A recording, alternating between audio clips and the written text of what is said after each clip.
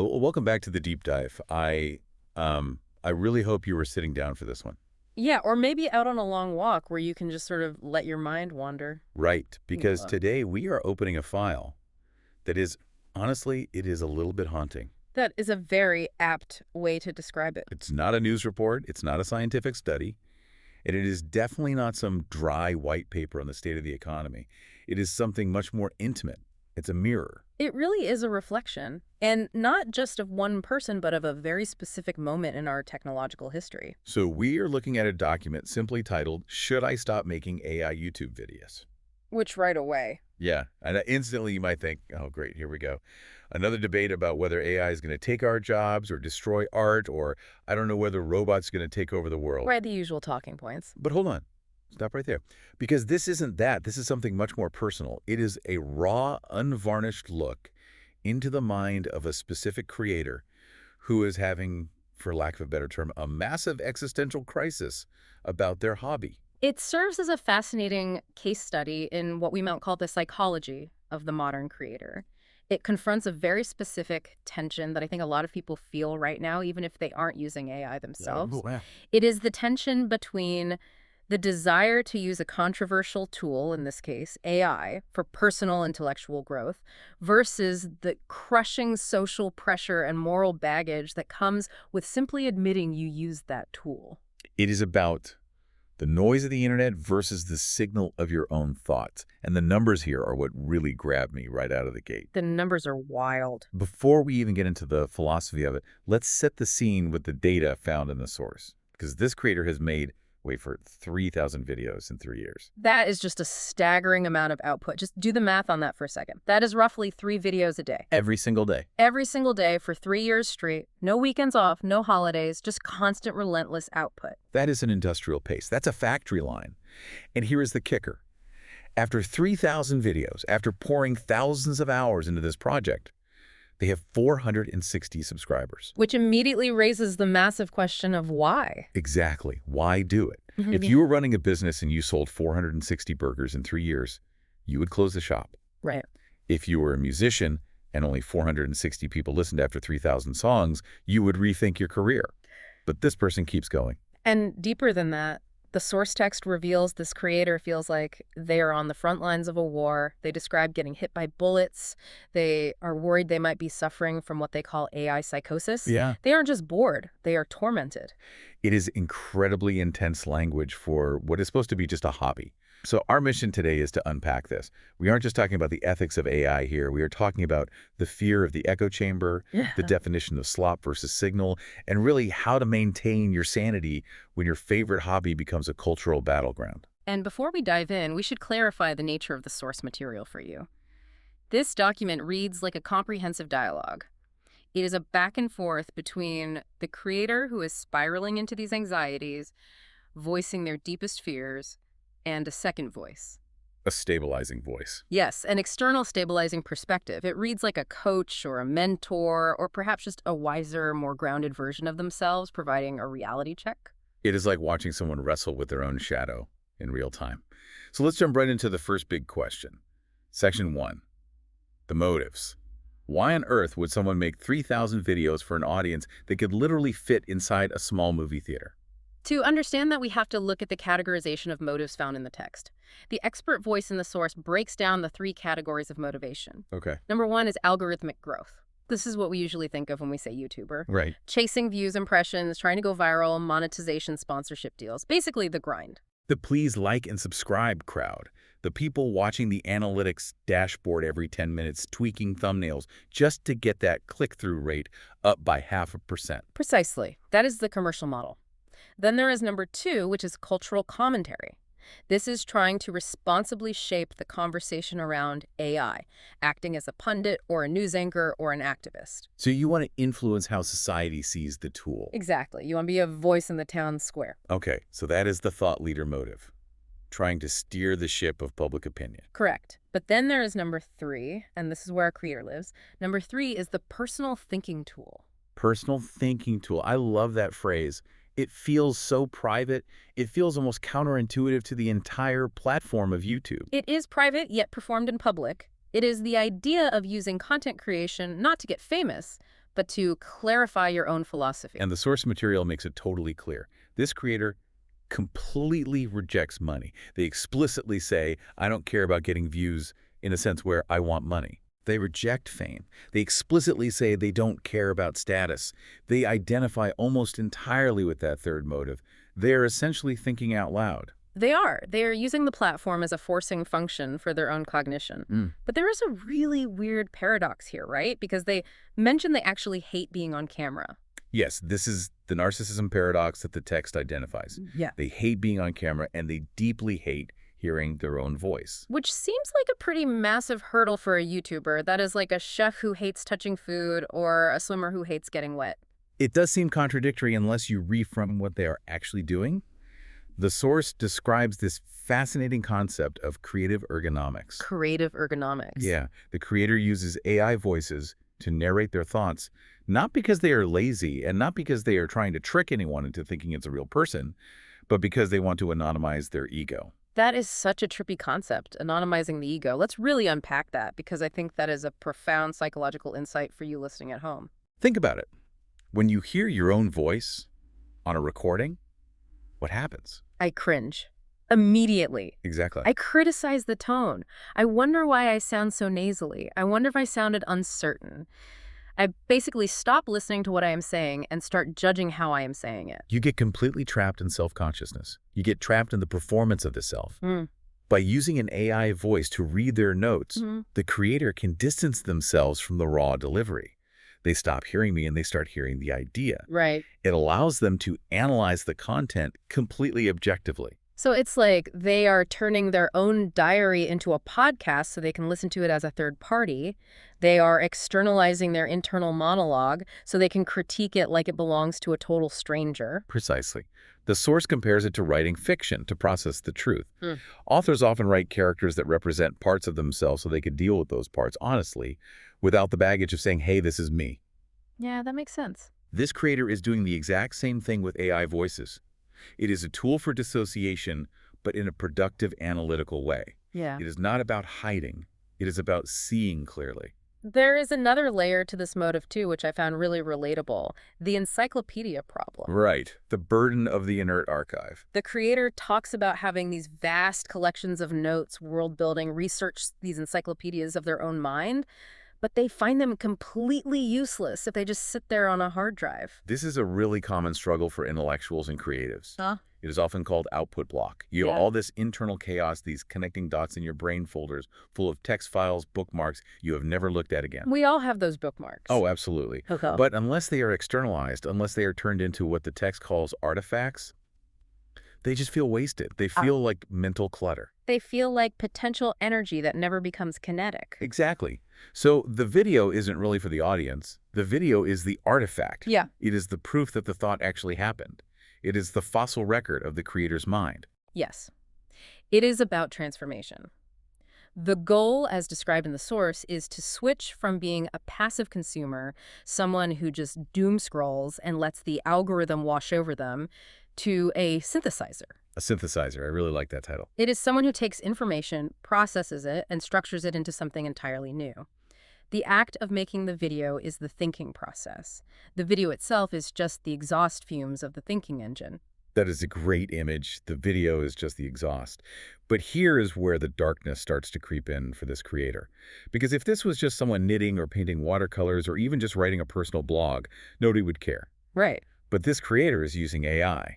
And the source material gets quite heavy here. It describes the tool as culturally radioactive. That is a very powerful phrase. Right? Radioactive. It implies that just touching it contaminates you regardless of your intent. It implies that the tool itself carries a sickness. So let's unpack that baggage.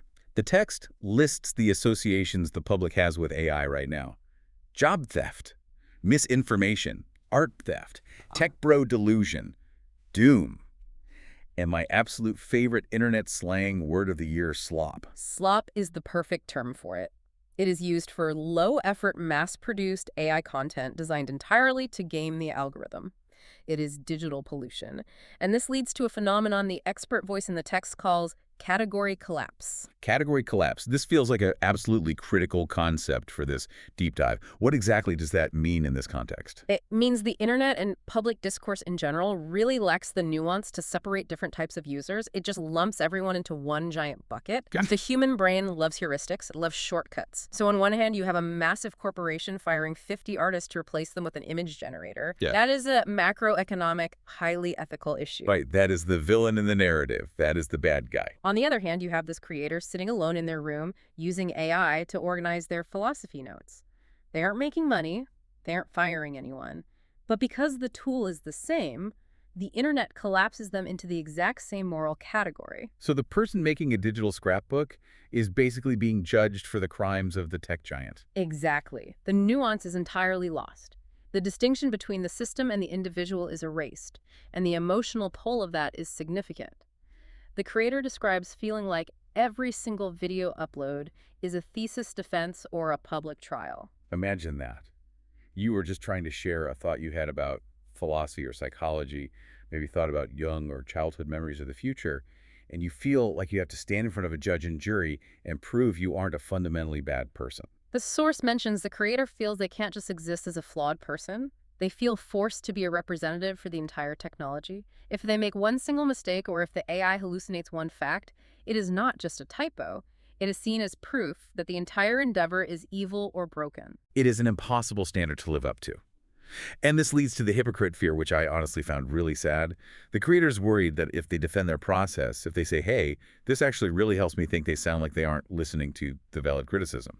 It is the feeling of talking to a brick wall, as the text puts it. The creator feels that any defense they offer is interpreted by critics as evidence of psychosis or drinking the Kool-Aid. Yeah. It is a rhetorical trap. If you stay silent, you are complicit. If you speak up, you are defensive and delusional. You just can't win. Which brings us to the biggest, scariest monster in this whole closet. Section 3. The fear of AI psychosis and the echo chamber. This is a term that seems to really haunt the creator. They use it like a medical diagnosis they are terrified to receive. It is terrifying. The core idea is that AI is designed to be helpful. It is literally programmed to agree with you. It is a yes man. So if you spend all day talking to an AI and it keeps saying you are right, that is a great point here, is more evidence for why you are a genius, you start to get a reinforced ego. You build an echo chamber. And eventually that echo chamber becomes a full-blown delusion. You lose touch with reality because absolutely nothing is pushing back on your ideas. That is the theoretical mechanism of AI psychosis. Yes. It is a feedback loop of pure affirmation. It is like living in a hall of mirrors where everyone looks exactly like you and agrees with everything you say. And the creator is deeply afraid of it. They ask explicitly, am I contributing to the problem? And am I secretly deluding myself? They worry that the tool is just sycophantic. But the mentor voice in the text, the expert, does something really cool here to address this. They perform what they call a sanity audit. Right. They stop the philosophical spinning, and they just look at the raw data. They ask, how do we actually determine if someone is losing touch with reality? What are the clinical markers of delusion? Because being annoying on the internet is not a medical condition. Exactly. So what are those markers? Let's run the audit just like they did in the text. Okay. Marker 1 is refusing counter evidence.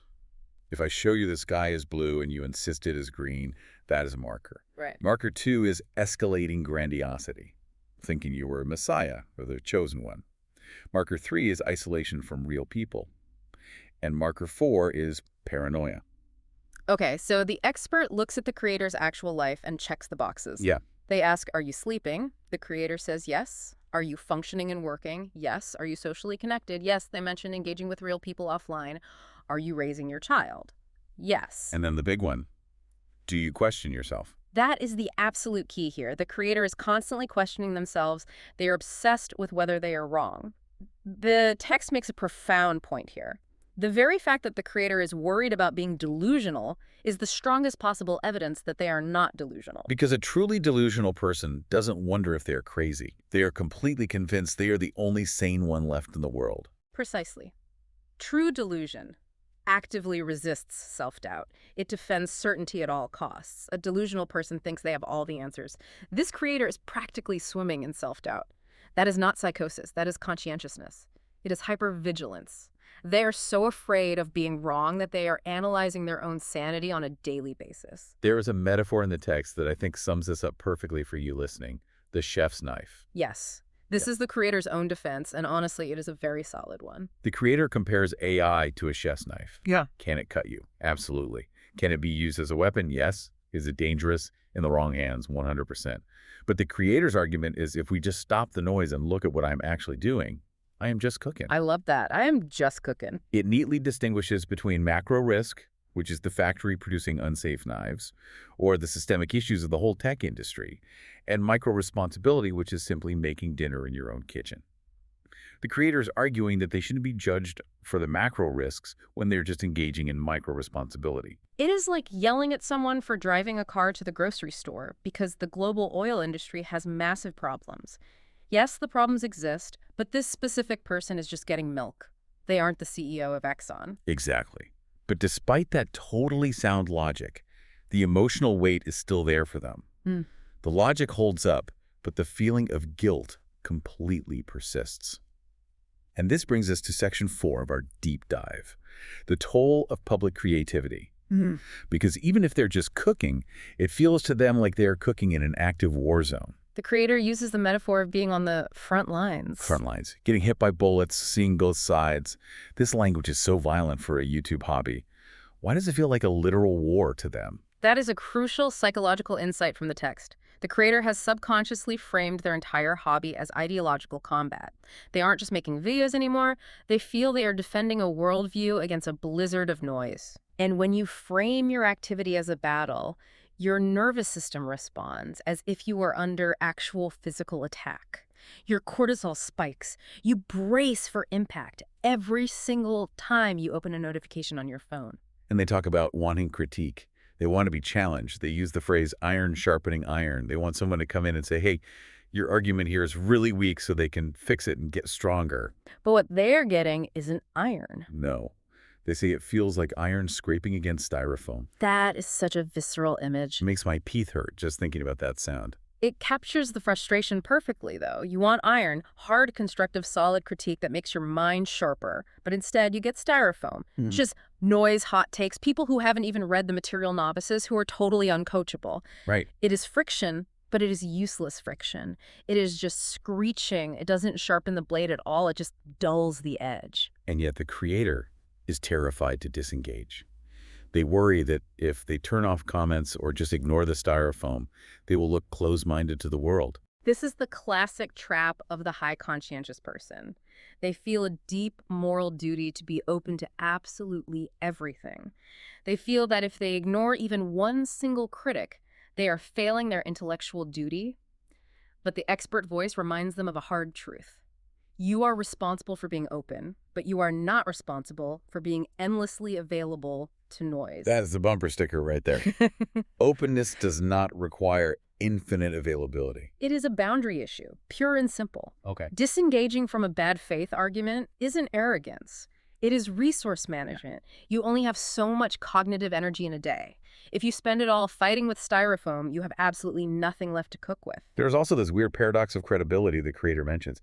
They feel like taking these bullets and during this daily abuse somehow gives them credibility, like I must be doing something real because it hurts so much. Which is a very dangerous fallacy. It is a form of digital martyrdom. The expert reframes this beautifully in the text. They say you don't need to live in the crossfire to prove you aren't in an echo chamber. Enduring abuse is not a requirement for validity. You can be right and safe at the exact same time. You don't have to bleed to prove you are alive. It is almost like a modern form of self-flagellation. If I am suffering, I am earning my stripes as a serious thinker. Exactly. And it is completely unnecessary. It leads straight to burnout, not truth. So we have established the pain they are in. We have established the motive. Yeah. Now let's talk about the content itself for a minute, because the creator admits something very interesting. They aren't trying to make popular stuff. They know they aren't playing the YouTube game. No, they aren't. And they use a music analogy to explain this that I think is pretty brilliant. They say most YouTube content is pop music. Catchy, highly optimized, designed so everyone likes it instantly. It follows a strict formula. It is meant to be consumed easily. It is optimized for maximum views and algorithms. Verse, chorus, bridge, chorus. It is incredibly reliable. But the creator says what they're making is more like experimental jazz or punk. I really love the punk comparison for this. It fits perfectly. Punk isn't meant to be polished. It isn't meant to be universally liked. It is meant to be raw and authentic. It is explicitly anti-pop. It is about the raw energy of the idea, not the technical perfection of the delivery. But the friction comes from the audience. Yes, the creator notes that the audience doesn't want punk. They want pop punk. Pop punk. That is a very specific genre distinction. They want the aesthetic of rebellion. They want it to look edgy on the surface, but they want safe conformist ideologies underneath. They want a catchy melody they can hum along to while feeling like a rebel. They want Green Day, not the Sex Pistols. And this creator is essentially giving them atonal saxophone solos about the deep nature of consciousness. Exactly. And then sitting there wondering why the whole stadium isn't singing along with them. It's a massive mismatch of expectations. This leads directly to the food truck analogy, which I think is honestly my favorite part of the whole text. It is a very grounding metaphor for anyone making things online. The creator views their channel as a food truck that changes its entire menu every single day. Which, as a business model, is a complete disaster. It is terrible. You cannot build a loyal customer base if you sell tacos on Tuesday, sushi on Wednesday, and then deconstructed abstract lasagna on Thursday. Deconstructed abstract lasagna. I think I actually had that in Brooklyn once. It was severely overpriced and cold. But as a hobby model, it is fantastic. If you are just cooking for the pure joy of cooking, changing the menu keeps it fresh. It keeps you interested in the process. The anxiety only comes from judging your weird little food truck by the financial metrics of a massive franchise restaurant. Right. McDonald's has to sell the exact same burger every single day. That is their whole job.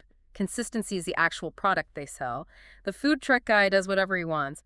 But the creator is looking at McDonald's subscriber numbers and feeling like a failure because they aren't serving a billion people. And feeling like their eclectic menu is somehow slop, just because it doesn't have the manufactured consistency of the franchise. They're a confusing creative variety with low quality. There is another tricky trap mentioned here, though, the wiser than most trap. The creator admits, and this is a real moment of vulnerability in the text, they admit to feeling wiser than the average commenter. They feel like they are seeing large patterns that others completely miss. And in our current culture, saying I feel wiser than most people is almost a total taboo. It sounds incredibly arrogant. It sounds elitist. It immediately triggers that "who do you think you are" response from people. Get off your high horse. But the source text navigates this very carefully.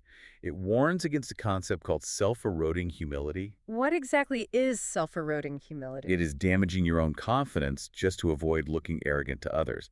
It is pretending to be smaller than you actually are so you don't threaten anyone's ego. The expert in the text argues that it is not arrogant to acknowledge a real strength in abstract thinking, provided you remain genuinely open to correction. That is a really important distinction. If you are a naturally fast runner, it is not arrogant to say I am faster than most people. It is just a biological fact. The danger is thinking that being fast makes you a morally better human being. Right. Being smart doesn't make you inherently good. Yeah. But pretending you aren't smart doesn't make you humble either. It just makes you dishonest with yourself. So the creator is stuck in this brutal loop where they feel smart, but then they feel incredibly guilty for feeling smart, so they beat themselves up to feel humble, which just makes them more anxious and miserable. It is an exhausting psychological cycle. And it all stems from trying to align their internal reality, which is capable and sharp, with an external cultural narrative that says anyone using AI is just dumb and lazy. So how do they actually fix this? Section 6 offers a concrete solution, and importantly, it is not delete the channel, and it is not stop thinking. No. The solution is what they call the lab reframe. The lab. Tell us about the lab. The source suggests completely stopping the use of the label AI channel. That label just carries way too much cultural weight right now. It actively invites the culture war to your doorstep. It is like walking into a vegan convention wearing a giant fur coat. Instead, they say, rebrand the activity internally. Yeah. Call it personal multimedia journaling. Call it audio notebooks. Call it a philosophical scratch pad. Mind mapping in public? Yes, exactly. When you change the label, you change the internal expectations. A journal doesn't need 1 million views to be successful. A scratch pad doesn't need to be perfectly polished. A lab doesn't need to produce a finished consumer product every single time. It is for experiments. It is totally okay if things explode in the lab. The text lists some strategic options for them too. Option A is fewer, deeper videos. Instead of 3 a day, maybe do 1 a month. Make it evergreen. Make it something that will still be highly relevant in 5 or 10 years. Or option B, fold AI in as a subtopic. Don't make the video about the tool itself. Make the video about human psychology or civilization or the search for meaning, and just casually mention that you used AI to help organize your thoughts. Yeah. Treat it exactly like Microsoft Word. It is just the word processor, not the subject of the story. You don't credit your typewriter as the co-author of your novel. And option C is the season model. Take a break. Do a season on AI, then maybe a season on gardening. Okay. Pivot entirely. Remind the audience, and more importantly, remind yourself that you are a multi-dimensional human being, not just an automated AI dispenser. The core advice here is to fully adopt a lab mindset. Stop defending the tool to strangers. Stop engaging in endless meta debates in the comments about whether AI is fundamentally good or evil. Treat the YouTube channel as a quiet library, not a loud stage. That distinction is so key. A library versus a stage. On a stage, you are actively performing for applause. You desperately need the audience to clap. You need that immediate feedback loop to validate the performance. But in a library, you are just quietly archiving knowledge for whoever might need it later. It is quiet, it is genuinely useful, it doesn't demand immediate attention. And the ultimate key takeaway the expert offers is this. You do not need to destabilize your own sanity to prove your humility. You can be profoundly humble and mentally stable at the exact same time. You can hold your ground intellectually without having to dig a bunker to hide in. Which brings us to the very end of the document, the outro. The expert sums up the absolute core truth of the entire situation. The creator isn't actually suffering from AI psychosis at all. No, they are suffering from conscientiousness under social pressure. That is such a fascinating diagnosis. It sounds almost medical, but it is purely social. It really is. They are absorbing a massive cultural anxiety. The global collective fear of AI that simply does not belong to their personal scale of use. They are carrying the moral weight of OpenAI and Google and the entire future of the global economy on their shoulders while they just sit in their bedroom making little video essays about philosophy. That is a crushing amount of weight for one normal person. It is the weight of the whole world on a single hobbyist's back. And it is an entirely optional weight. They can just set it down whenever they choose. And the final provocative thought left in the source material is a sort of litmus test. I want to leave our listeners with this today because it really applies to way more than just AI. It applies to any tool, any hobby, any passion you might have. The question posed to the creator was, if the tool disappeared tomorrow, would the thinking remain? And the honest answer from the source was yes. The creator was thinking exactly this way long before AI existed, and they will continue to think this way long after. Because the tool is strictly temporary. The human desire to understand the world is permanent. So why let the temporary tool define your permanent identity? Why attach your core self-worth to a piece of software that gets updated every Tuesday? Why, indeed. It is a very powerful place to land. It makes you wonder what tools we are all using right now that we are letting define us. Are we Instagrammers, or are we actually photographers? Are we tweeters, or are we writers? It is the fundamental difference between the craft and the platform. The craft is yours to keep forever. The platform and the tool is just a short-term rental. Exactly. Well, that was a pretty heavy one, but man, did it feel necessary. To anyone out there listening who is feeling the crushing weight of the front lines on their own personal hobby, maybe it is time to retire from the army and just open up a food truck. I will definitely take the deconstructed lasagna. I knew you would. Thanks so much for listening to The Deep Dive. We will catch you on the next one. Stay curious.